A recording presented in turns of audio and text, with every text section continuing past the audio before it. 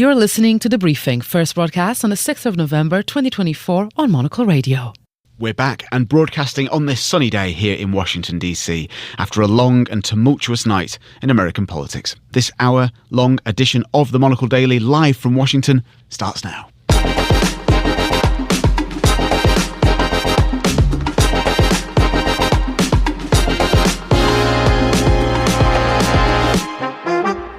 Hello and welcome to the Monocle Daily, coming to you live from Washington, D.C. I'm Monocle's senior news editor, Chris Chermak. And I'm US editor, Chris Lord. 18 months ago, few could have said that Donald Trump would today be the president-elect of the United States. Nevertheless, the American people delivered him a thumping majority last night, in perhaps the most extraordinary political resurrection in US history. We'll get the latest and ask who might be on Trump's transition team. We'll also explore the enduring appeal of Donald Trump, why Latino voters were more open to him despite his immigration policies, and what went wrong for the Democrats. Plus, how will President Joe Biden be reflecting on the result? We speak to someone who knows him well. Finally, we'll get an update from the swing state of Georgia and from the markets that have posted record highs since Trump's victory. Stay tuned, all that and more coming up right here on the Monocle Daily, live from Washington, D.C.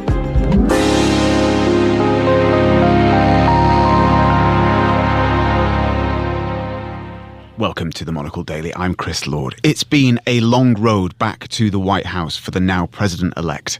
He refused defeat in 2020, became a political pariah after mobs loyal to the president stormed the Capitol building here in Washington. He butted away every challenger in the primaries, multiple court cases, 2 assassination attempts. He handed out fries at a McDonald's in Pennsylvania and ultimately struggled to get behind the wheel of a garbage truck. Nevertheless, Trump mobilised a majority of the American public to put their faith in him once more.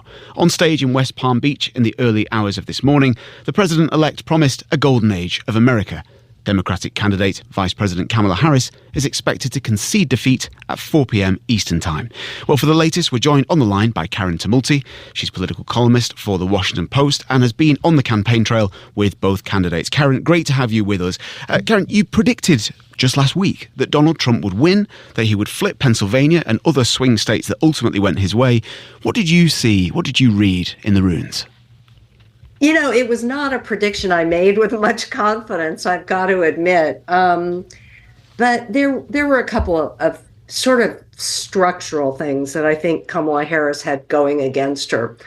One is that she was part of an administration that has a lower than 40% approval rating, President Biden's approval rating. And that was a pretty heavy burden to carry. And beyond that, she is running in an environment where, for the first time in 30 years, more Americans identify as Republicans than as Democrats. And then finally, you know, just sort of looking at some of the voter registration numbers, which I found more interesting and more telling than the polls, which basically just said everything was tied. And let me give you an example. Pennsylvania, a crucial state, is one of those states where people actually have to identify with a party when they register to vote or as an independent. Back in the 2020, when Joe Biden barely won the state by less than 2 percentage points, there were 600,000 more self-identified registered Democrats in Pennsylvania than there were Republicans. That margin has dropped by half. Now there are still about 300,000 more registered Democrats than Republicans. But what we could see is that people were signing up as Republicans in a much faster rate than they were as Democrats. So it was just sort of a few things like that. And the fact that in the last 2 presidential cycles, the pollsters have consistently missed the number of Republicans who were out there. They always overshot in favor of the Democrats. So, you know, those were a few things. But as Trump was getting more and more erratic at the end of his campaign, I honestly didn't have much faith in my own prediction. Karen, we've been talking this morning, looking at the result, and what's striking here is you kind of alluded to then in a way is that it's not so much like a sort of vast turnout on the side of Donald Trump, and of course that is there, but there's also been this cratering of Democrats, and especially across the Midwest. What do you make of that? I think that it is a number of factors. I think a lot of people have really felt left behind. They feel like the economy is not working for them. They go to the grocery store and they see the prices are still very high. And when people are not feeling good about their lives, they tend to blame the party that is in power. And you see that a lot in the upper Midwest. And by the way, Karen, there's something else I think is sort of interesting that happened with this election as well, which is that Donald Trump has assembled the most racially diverse coalition of voters of any Republican in modern history. And also, we've seen an upending of things where it is now really the Republicans who are the party of the working class. Well, to that point, Karen, we've actually just had Michigan called for Donald Trump, which goes to this idea of the blue states falling. Obviously, this was not really a surprise he was leading, but nonetheless, it's just coming in. One of the other things that's, I think, interesting in terms of how there's been a switch, you've written in the past, you wrote this week just about seeing older women voting for Kamala Harris and that was part of the excitement for her. But it seems like younger voters went for Donald Trump and in more larger margins than might have been expected. Where did that come from? Well, I think in a lot of ways that's younger males in particular. They really are part of this class of people who feel like they are sort of getting shoved aside and left behind in the system as it's working now. I think a lot of us really overemphasize the importance that abortion would have in this race. People kept writing about it as a great motivator of women. And I think as a result, we're a little, missing the other story that was going on here, which is what was going on with men. Now, Karen, we're going to be hearing from Kamala Harris around 4 p.m. She hasn't spoken yet. The mood in the party presumably is not a good one right now. But what's interesting as well for us is the fact that, she was backed by all of the grand old guard of the Democratic Party, the Obamas, Nancy Pelosi, obviously Joe Biden himself, once he left the race. Do you get the feeling that this is sort of the closing of a chapter for the Democratic Party? Is this the moment, if they are going to come back in 4 years, where they really have to figure out who the next generation of this party is? Well, I would certainly hope so. This is... I think this is a moment that should call for a fair amount of self-reflection on the part of Democrats. Just what is it that they have strayed so far from their roots, going back to Franklin D. Roosevelt and Lyndon B. Johnson, to where, much of the country sees them as the party of highly educated elites and not really of, the common person. And I think too that a lot of people were still sort of suffering, for instance, after COVID. What the COVID lockdowns did was they really hurt working class people who didn't have the luxury of staying at home to do their jobs. And a lot of parents are really worried about the fact that their children came out of the lockdowns, really at a disadvantage educationally.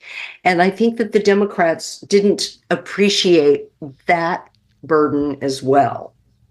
Great insights, as always. Karen Tumulty of The Washington Post, thank you for joining us on the Monocle Daily. Now, for a look at some of the Republican establishment reaction to Donald Trump's victory, we're joined down the line by Ryan Williams, who is a former spokesman for Mitt Romney's 2012 presidential campaign. Ryan, it's always great to speak with you. We spoke with a former Ronald Reagan advisor earlier today on the briefing, kind of discussed how this is no longer the party of Ronald Reagan. This is no longer the party it was when Mitt Romney ran a decade ago, or more than that either, is it?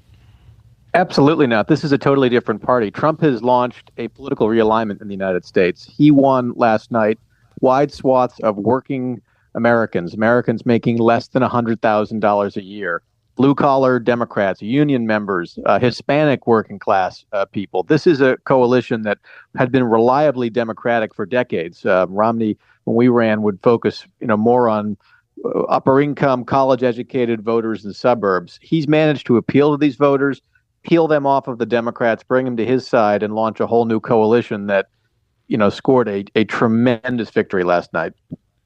Ryan, you've got, as you talk about that extraordinary coalition of voices within the party and the electorate that Trump has built. Have you got a read at the moment on the kind of people we can expect to see in those appointments to the cabinet? It's a pretty rambunctious bunch. We've got Elon Musk possibly lining up, RFK Jr. Where do you see this landing? Well, it looks like Republicans are going to take back the Senate and keep the House, and it might be comfortable enough, not like a one-seat majority in the Senate. They picked up 3 thus far, may get 1 or 2 more. I think you'll see some of the Republican senators who've been there for a little while want to move over to the administration. You could see a guy like Tom Cotton of Arkansas, who previously was thought of for a role in the last Trump administration, potentially be a CIA or a defense secretary, a prospect. You could see someone like a Marco Rubio or a Tim Scott, who ran against Trump different cycles but maintained close ties with them, be looked at for State Department or something else of that nature. And then I think you'll look and go to the business community. Trump does have a lot of support from CEOs, people like Howard Lutnick, who is running his transition. They could be potential Treasury secretaries, ambassadors, or other jobs. I think that's what you'll see as he looks to fill out his second administration. Ryan, it's interesting when you mention some of those names there, because in Donald Trump's first term, of course, some of the people he brought on acted as a kind of stop on some of his policies, were not necessarily as loyal to him as they were, one might argue, to the Constitution and other things, putting a stop to some of the things he wanted. Some of those names there are maybe of that ilk, or are they not? Someone like Marco Rubio, Tim Scott. I mean, do you imagine there will be people in this cabinet that will try to, in some ways, to hold the line, maybe moderate some of Donald Trump's tendencies? I think we'll have to see what happens. But look, Trump is now more in control of the Republican Party than he was when he was elected in 2016. Really, at any point during his presidency, he has the magnitude of the victory yesterday and the way that he made this incredible comeback. He can really do what he wants, and he's not going to have to run for re-election again. He's unburdened by that. So Trump's going to get what Trump's going to want, especially if he has a totally Republican Congress for at least 2 years.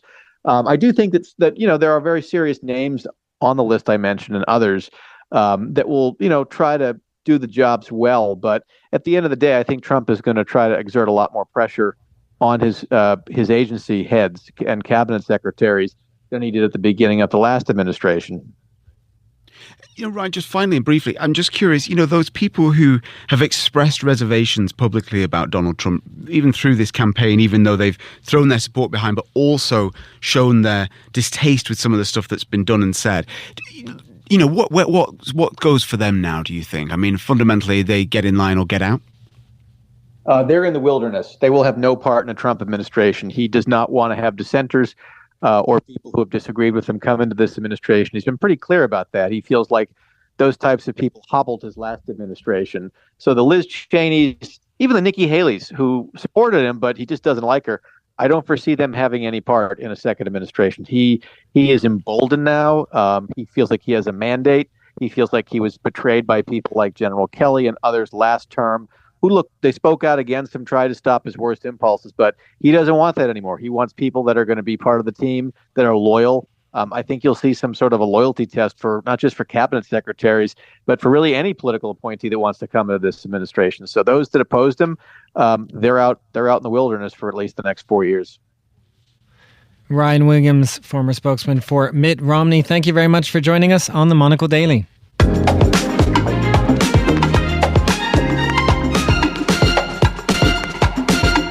You're back with the Monocle Daily. I'm Chris Lord.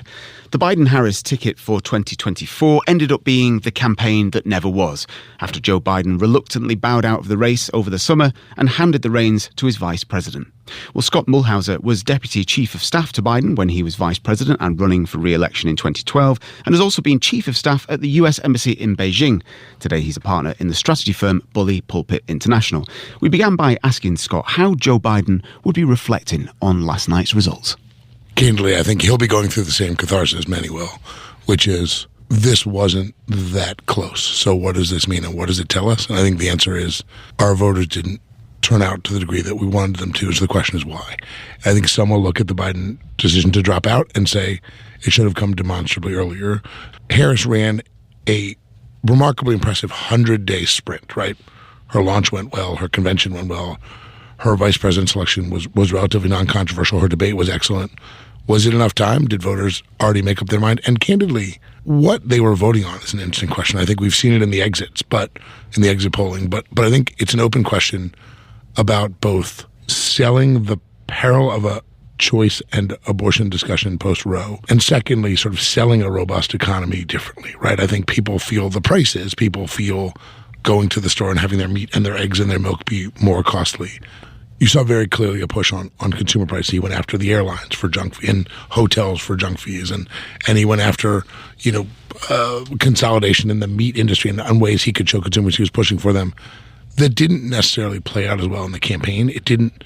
The showing the consumer you're for them, which is sort of one of the ultimate tests of an elected official, perhaps didn't play out as well. It didn't tether as closely. Where Trump's policies, you could argue, were distinctly oppositional to some of those, but his tariffs may well rebound on the American consumer in a way that their prices will increase in a very real way.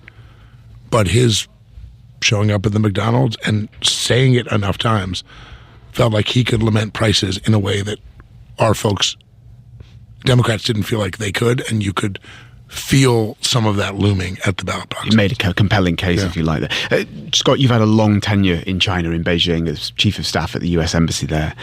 Who would you think Beijing would rather have had in office today? I think you saw on both sides a rapid devolution and a push toward who can be tougher on China. I think the short of it is they seem to be leaning further into the sort of instability and chaos that a Trump administration reigns, and what that says to the American psyche. Our distinct lack of willingness in a Trump administration, particularly with a new Vice President-elect Vance, to engage internationally and therefore cede more turf to China in, say, the South China Sea and the region.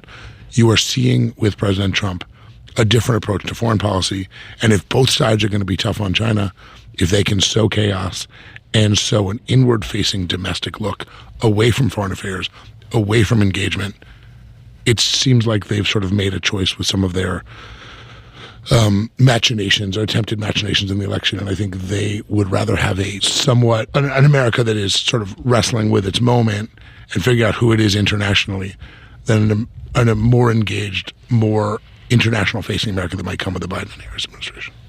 How do you expect that relationship between Trump and Xi to go? Because we often, or critics will say that Trump kind of respects authoritarians, or he's regularly criticized for that. But does that actually mean he'll get along better with Xi, or is he actually pretty unpredictable? The Chinese and the president-elect both clearly like the theater of governing. They like being in these big stages and this notion that they have come together to solve the world's problems. That will appeal to both sides. China loves being on the world stage on an equal footing on these global stages with the U.S., with Russia, and with other global leaders. That's important to them. And I think Trump will put them there. He will show up more often. They will love the footage of the two of them together. What it will mean is an open question. I think they have found a way to placate him and give him what he wants to some degree, often in a very small and picayune way. Trademarks for his daughter's products, for Ivanka's various products was one give at one point. Where in a world you traditionally sort of would make the Chinese eat their spinach before you gave them dessert, i.e. there'd be a host of you demand and request and negotiate a host of policy gives to then have these meetings and have them feel productive. I think for Trump, it is the theater of the thing itself that is appealing. I think the question is what's happening beneath the surface. Who is paddling harder and what is happening? If they continue to build up in the South China Sea but are not a direct threat to the U.S., what will President Trump do? Rhetoric will often be significantly tough, but what comes alongside it remains an open question. Just finally, Scott, before we let you go, we've referenced quite a few times the tariffs that have been talked about here. Obviously, what's talked about on the campaign trail and the reality may be some distance between the two, but it's been floated, this idea, up to 60% of tariffs on US imports from China. Look, I'm curious how you think China might respond. I mean, there is an element here that's already been happening of a kind of remaking of supply chains already. China is not sitting by and allowing this happen. They're already moving more and more manufacturing to south of the border from where we are into Mexico with exactly that view. Just give me your feeling here about if that does come into place, how it might rejig world trade. Sure. I think what you're seeing in real time is Trump calling tariffs the most beautiful word in the English language. It's clear he sees it as a part of economic policy. Interestingly, CEOs and brands were willing to somewhat swallow higher tariffs last time because it was amidst a tax reform that got them lower rates. So it was a bit of a trade-off. But I think on tariffs, one, they won't be immediate. Remember, there's a process to get there. So I think it'll take some time to think through and deliberate. Two, for President Trump, it's often a cudgel as much as it is an actual tool. It is a starting point for negotiation. There will be tensions with Europe. There will be tensions with London and Brussels and all over Europe, not only with China and others. You will see that cudgel used to see what he can get before they actually come into play. He will start a process. There, in fact, are lingering processes that have gone dark from last time that during the Biden administration remain unresolved, but are still lingering out there. You will hear CEOs, as brands have made clear, they will raise prices on consumers. Will he call out those companies? Will he call out those brands? Home Depot, a famous big company with a large and prominent Republican CEO and a host of others. Will they come to him and talk about the rebound on the U.S. economy, on their brand? I mean, who walks him back from what? I mean, you're watching Elon Musk make him pivot on EVs, right? Sort of the last voice in his ear often gets him there. So I think there'll be a concerted effort to push back on tariffs. How much will it land? Will it land? Will be interesting. But I think he'll start by opening the door with this as that cudgel, see what changes he can force without actually deploying them before they get the process is fully complete and the rebound on American consumers is evident. Scott Mulhauser, thank you for talking to the Monocle Daily. Thanks for having me.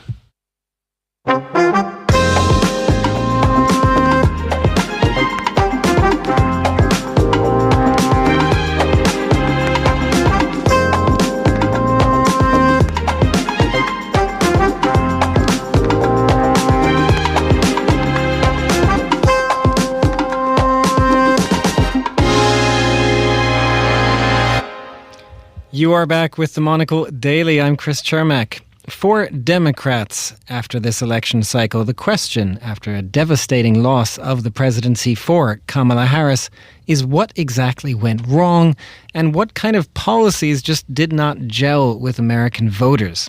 Well, let's delve into this with Laura Rodriguez. She's Vice President of Government Affairs at the Center for American Progress. Laura, great to have you right here in our studio. Thanks so much for having me, Chris. Your reaction, first of all, to last night. Where were you at the moment? What were you doing last night? I hosted an election night party at my home for my neighborhood. We were all watching together, but by the time the decision was made, I was in bed, still up and watching, but in bed. What we saw last night was definitive, right? And what we continue to see as more and more states are called. Certainly not where we thought we were going to be. Not we as in Democrats, but the country was getting ready to really see like a protracted counting effort, maybe like we did in 2020. But this was the public, the voters spoke pretty clearly and loudly last night. And what was your sense maybe about what they spoke about? The economy is such a focus, of course, inflation in particular, cost of living, but was it more than that? Was it about certain democratic policies, prescriptions for that, just not cutting through with voters? I think it's very difficult sometimes to break through with voters on very specific and weedy policy, like inflation. Take that, for example. Inflation last week was reported down to 2.1%. That doesn't mean that prices are down, and that's why it doesn't connect in their brain, like, but if it's down, shouldn't my prices be going down? It's not how inflation works, and it's very difficult to break that through, especially when we are in a media environment now that is so broken up, right? We have podcasts, we have radios, we have got people watching specific YouTube shows to get their news. TikTok is giving them news. Twitter is giving them news. It's so diffuse. So breaking through has become all that more difficult. So maybe the simpler the message, the easier.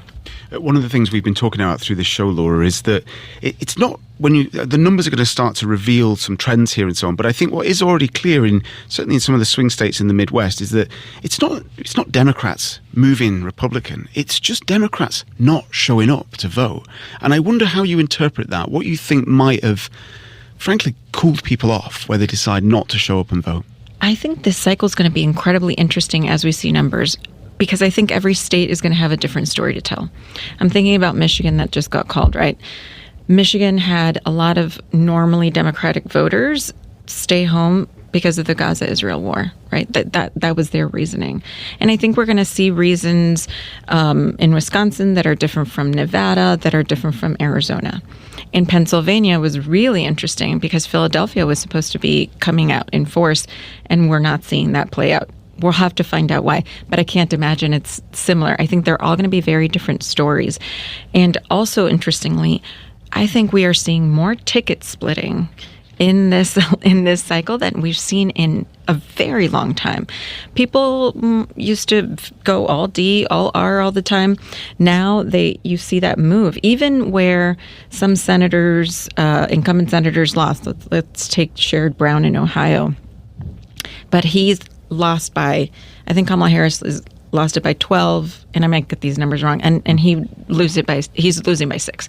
So there's still those people who voted for Donald Trump and then voted for Sherrod Brown, and we are seeing that across the country a lot, and it could be a good sign of engagement and people picking people for what they stand for and their policies versus the party. What is already clear is an extraordinary coalition has been built by the Trump campaign, essentially speaking to voters who are not necessarily natural Republicans, who are natural Democrats. You know, we were talking earlier about this idea of where the party came from a little much earlier, and I know this is a constant soul-searching process that goes on about going back to the party of the working classes and how to reach those people. You know, the conversation now in the Democratic Party, what would you like to see that look like about where the party goes in the next few years? I think we have to have some honest conversations about who we're talking to and how we're trying to reach them. And I'm sorry, I keep saying the Democratic Party needs to do that. And it is a really difficult conversation that they're going to have. I think it's really tough because 2016 went the way it went, then 2020 flipped, and we saw every midterm election every 2 years, so 2022 and then 2018. So all of these elections were so different. It's very hard to put a blanket reason, right? There are going to be numerous reasons, and I think that's what the Democratic Party is going to find, and I think that they're going to have to solve for all of them. Laura, I think just finally, one interesting aspect of this for me is that 5, maybe 10 years ago, it was the Republican Party that you would look at and say they don't have a path to victory 5, 10, 20 years from now because they are not winning the minority vote, newer voters in this country. That, too, seems to have, if not fully flipped, at least Republicans are making inroads there. And now it does look like the Democratic Party, after such an overwhelming win for Trump, is the one struggling to find that path. Mm-hmm. What do you make of that? What is the path back for Democrats? Well, if we want to take one group in particular, Latino voters, they still voted. Kamala Harris still got more Latino votes countrywide than Donald Trump. But certainly, yes, the margins have closed on that. I think something that the Democratic Party has to deal with is a lot of Latino voters, when they hear some of the rhetoric from Donald Trump that's anti-Latino or anti-immigrant, they do not see themselves in that, and it's a change in the way their brains are working. In their minds, he's talking about those other people, not me. And so they care about the things that everyone else cares about the economy, about inflation, all of the other pieces that are true for every other demographic group. And so it's how we approach that, and how we cannot rely on just like, oh, he's got terrible rhetoric and he's insulting Latinos, and so they're not going to vote for him. They just don't see themselves in that rhetoric. That's super interesting. That's Laura Rodriguez there of the Center for American Progress. Thank you for joining us. This is the Monocle Daily.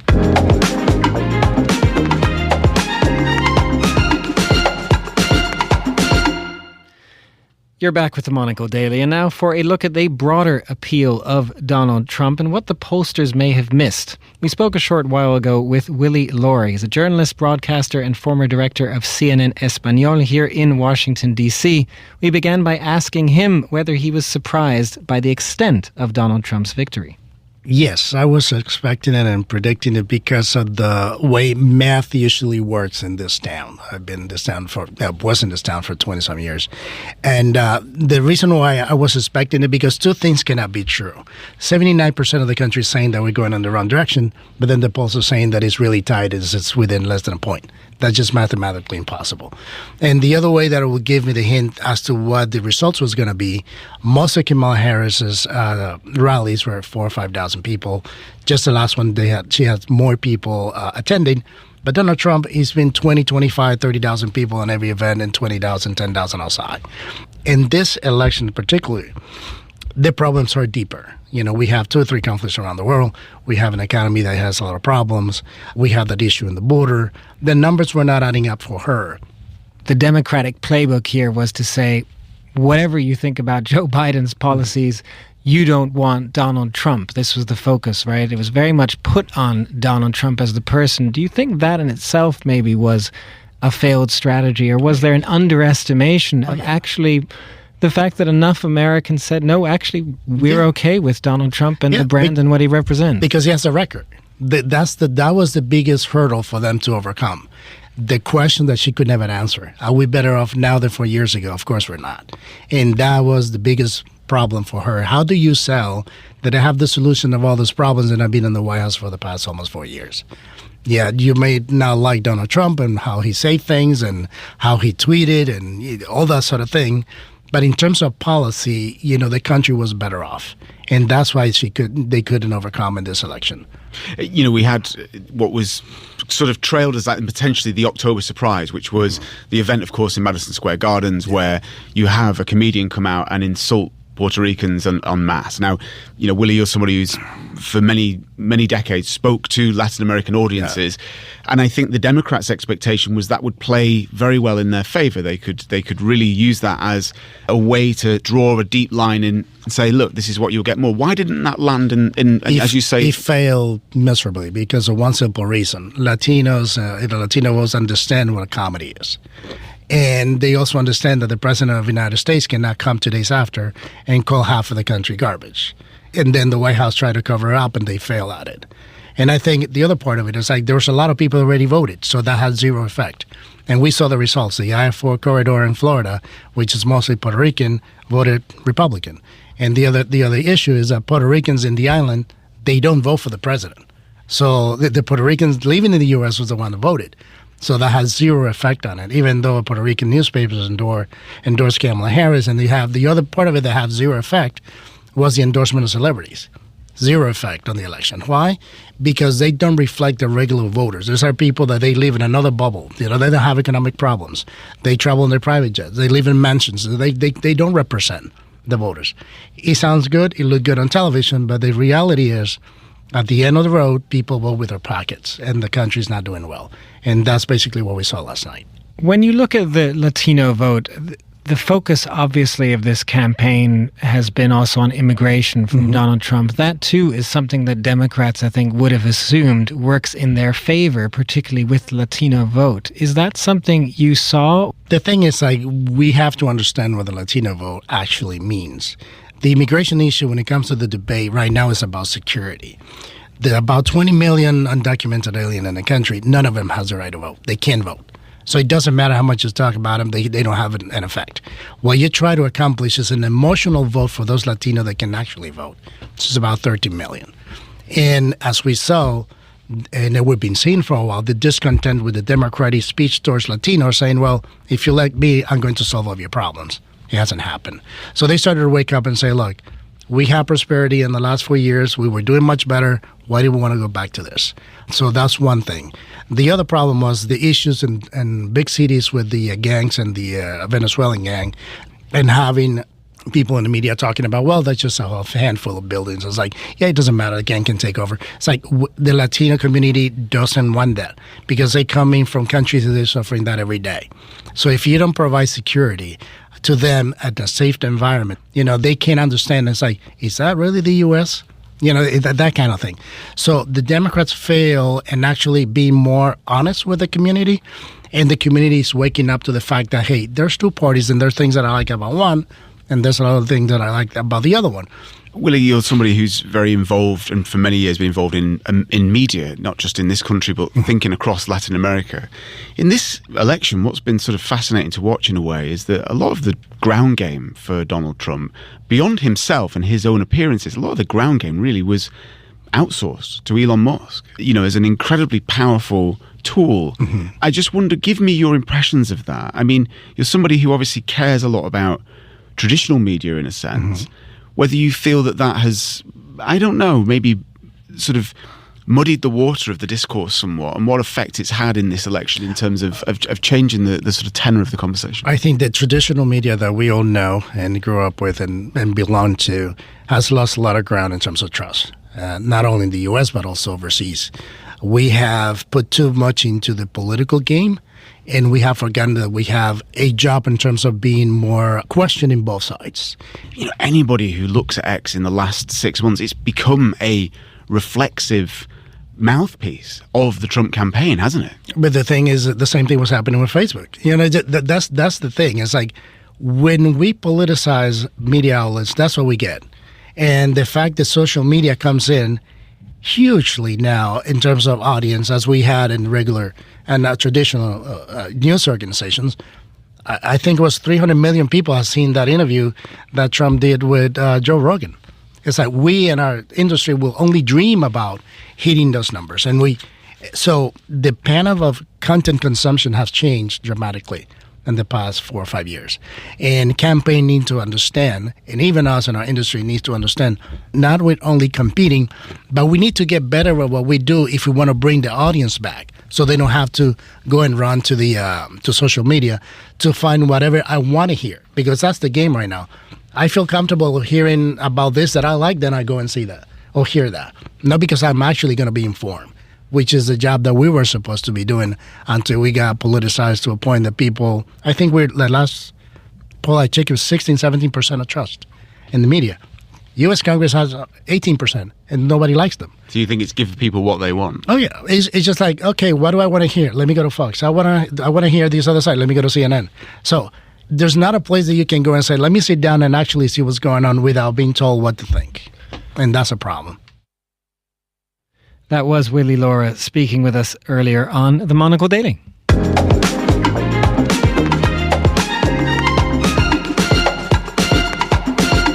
Let's get an update from one of the first swing states to go to Donald Trump last night, Georgia.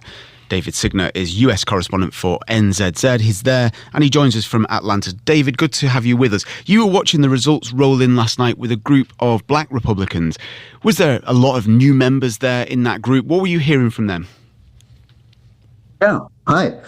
Well, as a matter of fact, a lot of them told me that they used to vote for Democrats for a long time, and already their parents were Democrats, etc., traditionally.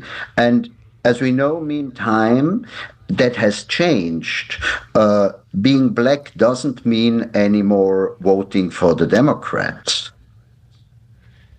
Indeed, David. Yeah, that's right. So, but I mean, look, we've been talking throughout this program about the coalition, if you like, that Donald Trump has been building slowly over the course of this campaign. Did you get a feeling and a sort of insight on what had drawn them to republicanism and away from the Democrat Party?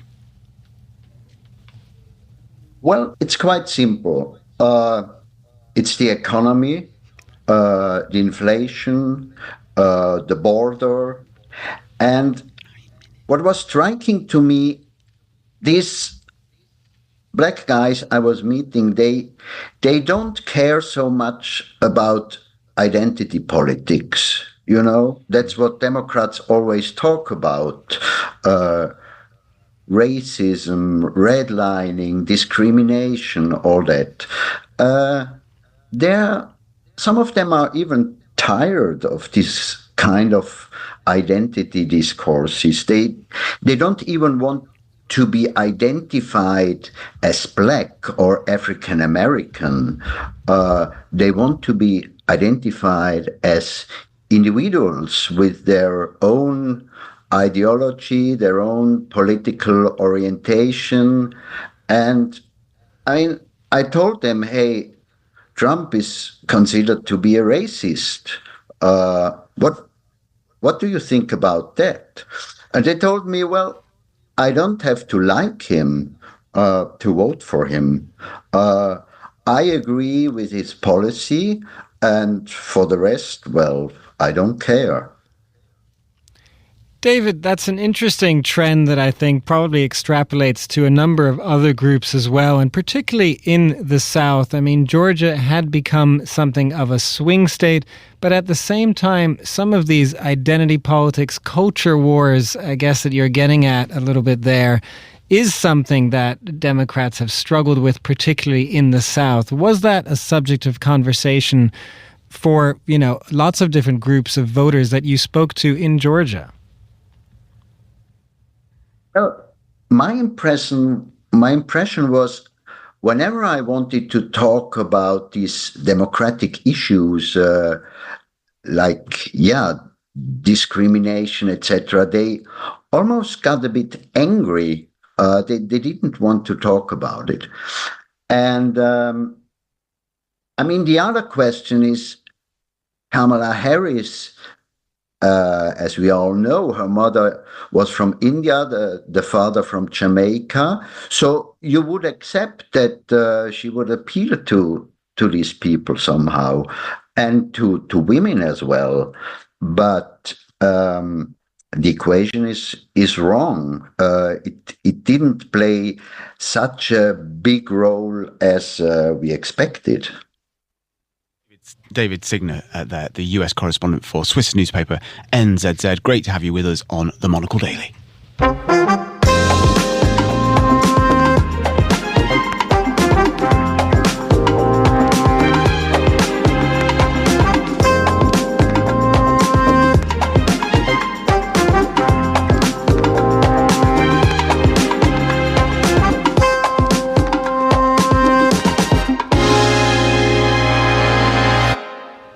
You are back with the Monocle Daily. I'm Chris Chermak. The economy was the top issue of this election campaign, as it is pretty much every presidential election cycle, but perhaps with a twist this year that it was inflation more than economic growth that really impacted how people voted. Well, here to unpack the economic underpinnings of this election and the market reaction is Bry Asene, economist, journalist, and founder of SW4 Insights. Bry, good to have you on the show. Thank you for having me. The market reaction has kind of gone through the roof today. We're at records for the day. Is there really that much optimism about how Donald Trump will handle the economy? Where's this coming from? The term irrational exuberance springs to mind. But I do think for the longest time now, there's been this nostalgia for the first Trump term, the tax cuts that we saw in 2017. Now, granted, that was a different time. We are now in a post-COVID world. But I do believe there is a strong belief out there that this combination of more tax cuts and probably deregulation will somehow turbocharge the economy and take us to a higher sphere. Brian, it's really interesting. We were talking earlier in the program about the threat of major tariffs that may be put onto other nations, not least China, of which still so much is imported into the US from China. When you talk about those tax cuts, because you're right, 2017, a raft of those accompanied tariffs that were imposed at that time, which kind of lessened the blow a little bit here. We start talking about 60% tariffs. Yeah. Surely the market must be anticipating, if not major volatility, then some correction down the line. So I'm gonna take a step back. So my background before I started what I do now is as a financial journalist, and one thing I've realized that a lot of times the market is not always in touch with reality. So the things you've laid out are, yes, very true. The question is, are they aware of these things? I don't think it's always clear. And also, let's put it in context. As in, just to jump in, in they look as far as their nose. As in what's here and now. There's a lot of short-termism happening right now. I think if you are a day trader or a retail investor, you're seeing a lot of good things. If you're a long-term investor or an institutional investor, you are aware of the things you've just laid out, and I think that's where you will see differences start to shape out. I do think also let's factor in how many of the folks who are quote unquote in the market have been around long enough to be aware of all these things. Do you know if Kamala Harris would have won, what do you think we would have been seeing today? Honestly, probably more of the same. I don't think there would have been the market wouldn't have crashed, for one, but I don't think you'd have seen the same level of uplift that you've seen now. I don't think Bitcoin, for example, will be hitting record highs right now. Yeah, there are certain industries associated directly with Donald Trump. And there's like this, it's like the Trump meme stocks, etc., that I think are getting a lift right now because he's a president-elect. Brian, do you get the sense sometimes that there is a focus on, or too much of a focus from the markets maybe on regulation, that is the thing that drives every time there is an election, kind of this bit of a bump that you get from Republicans in particular, because the economy itself is doing relatively well right now. Inflation is coming down. So there wasn't necessarily, in that sense, a reason for, this feeling that the Democrats are bad economic stewards of the economy. In fact, in many election cycles, they tend to do better than Republicans. Well, I think it's a function of messaging. Like you take the energy sector, for example. There's been this narrative that said Joe Biden held back or has been holding back more drilling domestically. When in fact, if you look at the data, that's probably not the case. But then you could feasibly argue that with Trump coming in, if he rolls back those restrictions, you'll see more drilling. So again, I think it's not so much a sense of like Democrats are bad for the economy, is that they're holding back its potential. I think that's an argument that is being made against them. And Brian, just one other aspect of this is just, do you sense that political uncertainty, political rhetoric, polarization in this country, the talk of democracy, all of that, does that ever have any impact on the markets at this point? Or is it really just an expectation that the American economy is going to go strong regardless of all of that political, geopolitical rhetoric? I think there's an overconfidence that no matter what happens, no matter who's in charge, that, what's the phrase, American exceptionalism will always, come out on top. Now you wonder how long can we keep riding that narrative until the rubber meets the road. And I think this is the first test case we will see, where you mentioned tariffs and other things that, a more defragmented, I think, global trade economy we're going to see as well going forward. You mentioned tariffs on China. I do think Mexico is now in Trump's crosshairs, because it's the accusation has been a lot of Chinese companies are using Mexico to get around the tariffs. And so if one of our closest trading partners, who we have the USMCA with, is not safe, then I think we could see this whole idea of, is the economy foolproof, be put to the test. Brian, just finally, I'm just curious, in the run-up to this, there was so much nightmarish forecasting done around what would happen if Trump put his economic plan into process. Essentially, mass deportations, what that might do to the labour market. We've talked about tariffs that could be inflationary by essentially, once again, disturbing supply chains, all that kind of stuff. You're obviously talking about Mexico, biggest trading partner now for the United States. Just give me a feeling, we all this show, we've been talking about how, frankly, Democrats struggle to make the economic case. That forecasting, how much weight did you put in it? So not a lot. I think it's mainly because there's been this sense, and I'm not going to say anything new, is that whatever we're seeing in the data is not what people were feeling on the ground. And I think that's what you saw pan out in the votes, was that there were a lot of disaffected voters out there. And I think, given what Trump's about to do with his economic plan, I think no matter how it pans out, I still don't believe that those folks in Ohio, Michigan, etc., they're not looking at that. They look at how do they feel, like how will their personal circumstance change over the next 4 years. And if he's able to even like make a minute difference to their lives, I don't think that we're looking at, all these tariffs and all, I don't think that will matter an inch for them. We will see if that minute difference comes to Americans' lives on the economy. Brian Sene of SW4 Insights, thank you very much for joining us on the Monocle Daily. Thank you.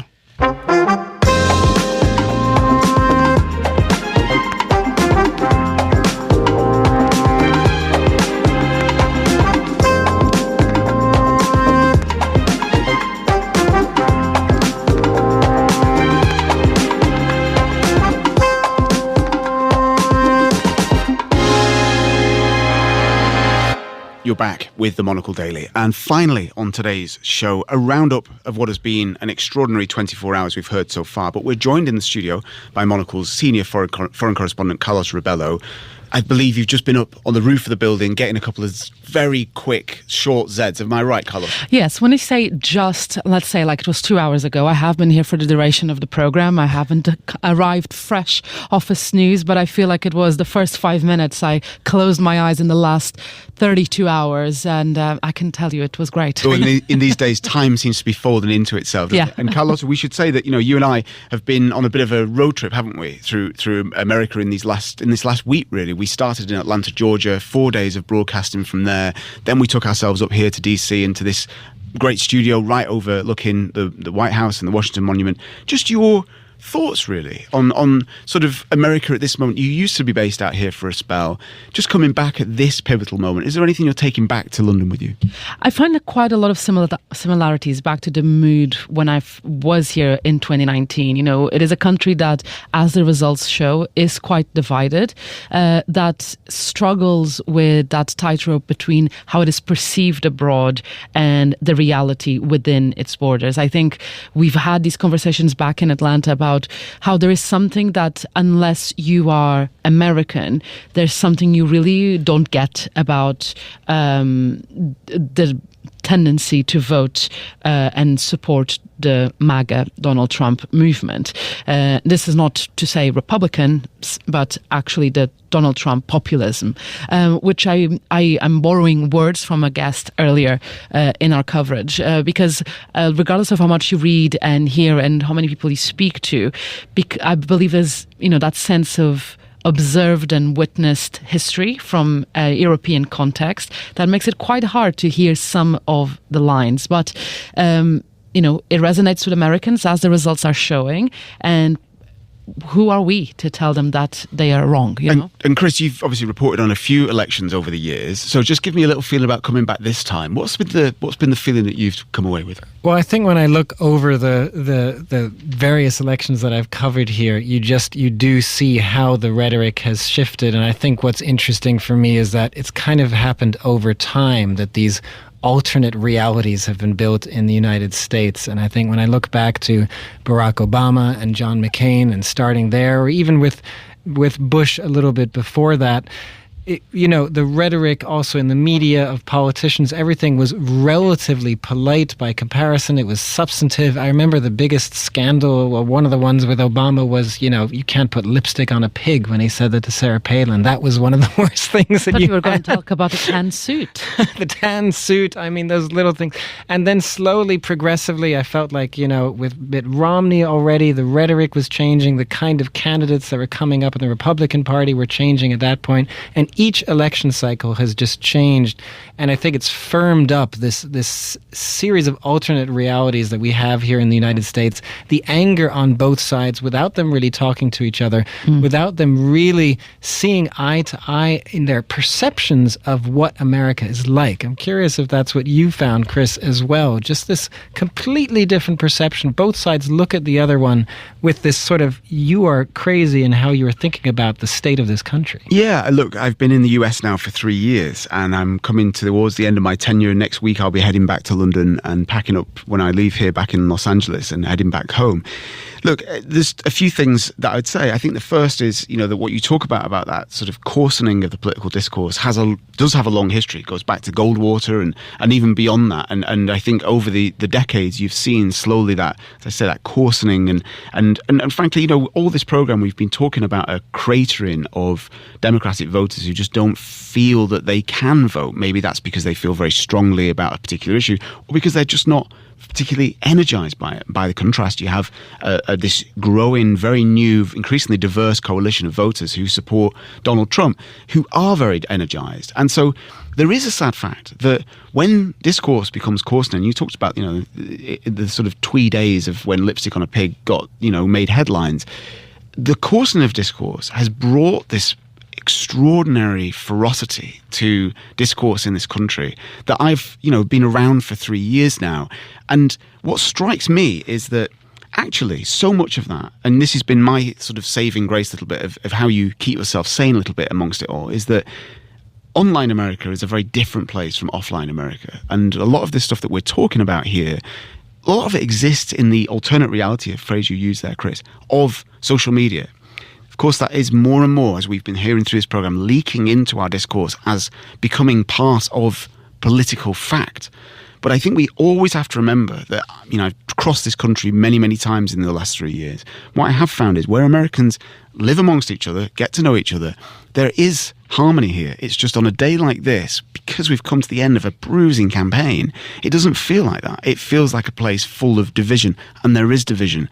But actually, if you go out into those neighborhoods and communities, you'll find people living together and existing in a way that can still give you hope at a dark moment. And we need to remember that if the result had been the other way around, that division would have been felt acutely too by the other side. So it's not necessarily just because this is the outcome. But one thing I found interesting that has started to emerge over the past couple of hours is, of course, this theme that we keep recurring to, which is of the international reaction and what's at stake globally, regarding who is in that Oval Office. And earlier today, the 350.org, which is an NGO that promotes climate resilience, based out here in the US, and they issued a statement. We have the United Nations Climate Conference, COP29, starting in Baku just at the start of next week, on the 11th. Are you going to be there, Carlotta? No, I am not. I am not. From DC to Baku? From DC to Baku. But are we expecting the US to remain in something like COP? Exactly. So knowing how what Donald Trump's stance is to international bodies, they've already issued, this is a time to keep faith in multilateralism, for global leaders to step up. But I found this line quite interesting. Trump isn't in office yet, and Joe Biden has the opportunity to increase the US's climate ambition and finance that COP29 to ensure he leaves behind a legacy. And that's the thing. Joe Biden is still the president. There's still a lot that can happen until that inauguration day. And, this idea as well that Trump's re-election cannot be an excuse for other nations to scale back. This goes back to this idea of the United States as a role model for other nations. And very briefly, also the ECFR, another policy think tank out of Europe, has issued almost country by country the impact that this result has from, France to Warsaw, about division in Poland within the two opposing parties. The same about Italy as well, and how Giorgia Meloni now finds herself with a deputy prime minister who's pro-Trump and a foreign minister who's pro-Europe and NATO, and how will she reconcile the two? So there's a lot to unpack in the coming days. Well, Carlotta, one thing we've spoken to some people here about as well is it'll be interesting to see how Europeans and other countries respond to that, whether they pull back from the United States as a result, and how long they might pull back from the United States, just 4 years or beyond that. Carlotta Rebello, thank you very much for joining us. And that's all for this special edition of the Monocle Daily, live from Washington, D.C. A big thank you to all our guests. Today's show was produced by Carlotta Rebello. Our sound engineers were Sam Impey here in D.C. and Elliot Greenfield back in London. The Monocle Daily is back at the same time tomorrow for a final broadcast live from Washington, D.C. You can also follow our coverage by subscribing to the podcast. I'm Chris Charmack. And I'm Christopher Lord. Goodbye, and thanks for listening.